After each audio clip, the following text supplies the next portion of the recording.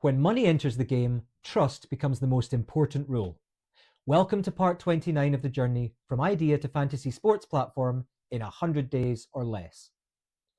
Today I want to talk a bit about development, and specifically about scoring and rewards.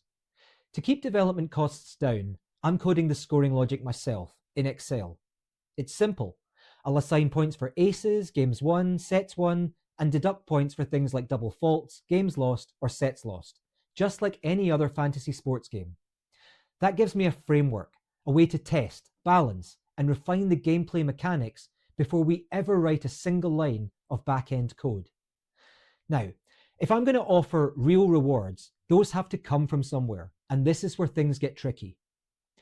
There was a company a few years ago called Football Index, which tried something similar.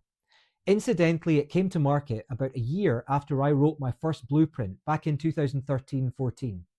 And honestly, it was eerily similar, especially in its literature and the way it explained its model.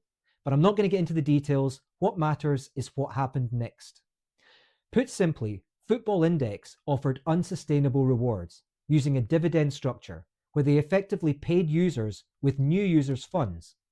Some called it a Ponzi scheme, others saw it as a misregulated stock market. Either way, it collapsed, leaving thousands with massive losses. So what can we learn from that? First, the model itself kind of worked. People loved it. The market is there. But the rewards have to be sustainable. And that's where transparency comes in.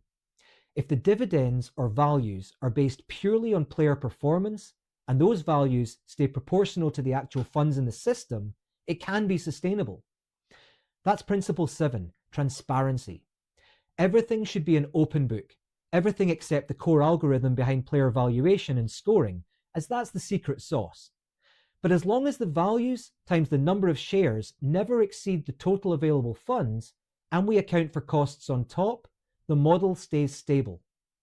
And for trust, those totals should always be visible to users and accessible to regulators if required. If we ever handle customer deposits, those funds must go into a completely separate account from the company's. User money must always be fully protected. So this isn't about chasing money, it's about building something real and doing it right. Tomorrow, we'll look a bit more at target audiences to make sure we're designing this for the right people and speaking their language.